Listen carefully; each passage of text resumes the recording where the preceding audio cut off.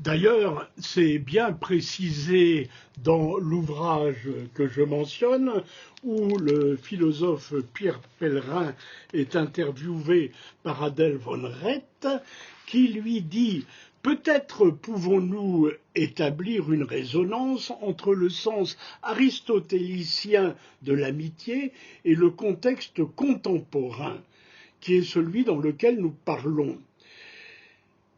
Chez Aristote, l'amitié est la traduction du terme philia. Et le philosophe répond: bien entendu, philia est un contexte très large. Cela recouvre l'affection, l'amour conjugal, par exemple, sauf quand il est passionné. Et en fait, c'est une relation calme. Cela peut même être une relation commerciale. C'est-à-dire que cette amitié dont parle Aristote, elle est à prendre au sens que nous lui donnons, mais aussi dans un sens beaucoup plus large, qui est surtout proche, à mon avis, de la notion de relation.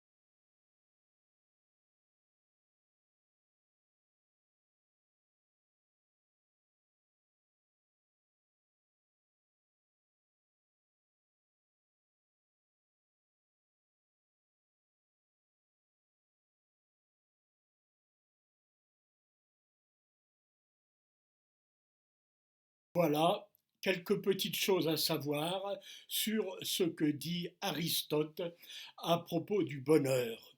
Le bonheur est la finalité de l'homme. L'homme est fait pour le bonheur.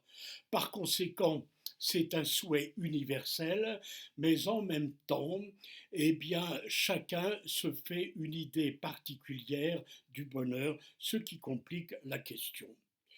Le bonheur peut s'acquérir et doit s'acquérir par la vertu, laquelle elle-même est objet d'apprentissage, apprentissage théorique et apprentissage par la pratique.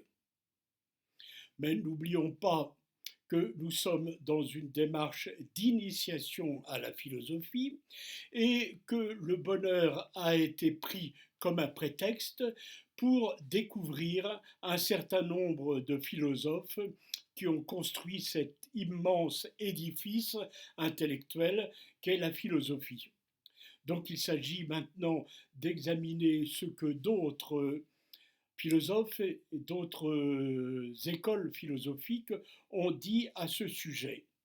Et profitant de ce que nous avons très rapidement visité Aristote, je vais rappeler quelques points essentiels qui sont indispensables si on veut avoir une toute petite connaissance d'Aristote.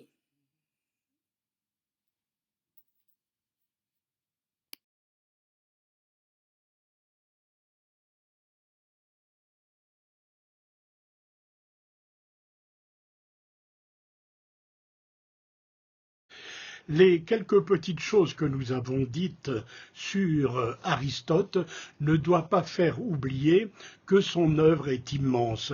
Bien sûr, ce qu'il dit sur le bonheur est important, essentiel même, mais quantitativement très limité. Pour en prendre la dimension, il faut resituer toutes ces idées dans sa théorie politique, sa théorie de la connaissance et sa théorie métaphysique.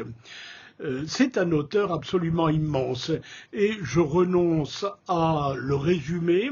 Je préfère laisser pour cela la parole à Roger-Paul Droit dans ce petit ouvrage que nous avons utilisé et que nous réutiliserons plusieurs fois, une brève histoire de la philosophie.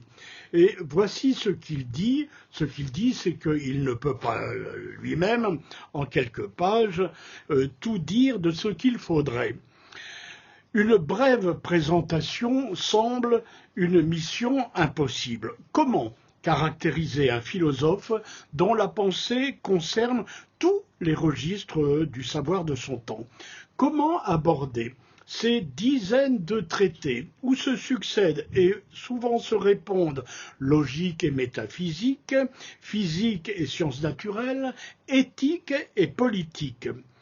On peut être déconcerté en voyant Aristote expliquer de livre en livre la nature de Dieu, la différence entre raisonnement convaincant et argumentation mal construite, le mécanisme de la digestion des poissons, les raisons expliquant que la pierre tombe alors que la fusée monte, ou encore la façon dont se produit une érection. Évidemment, ces explications disparates s'inscrivent dans une totalité construite.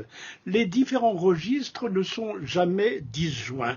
Ils s'articulent les uns aux autres selon une organisation qui assure la cohérence globale de la démarche. Voilà ce qu'il faut entrevoir si l'on veut comprendre pourquoi cette œuvre a traversé les siècles, les langues et les cultures. Voilà, donc nous n'avons fait qu'entrevoir Aristote, mais la démarche que nous avons choisie implique effectivement que nous passions assez rapidement d'un philosophe à un autre, et prochainement nous parlerons de Lucrèce. D'Épicure, veut dire, suivi plus tard par Lucrèce.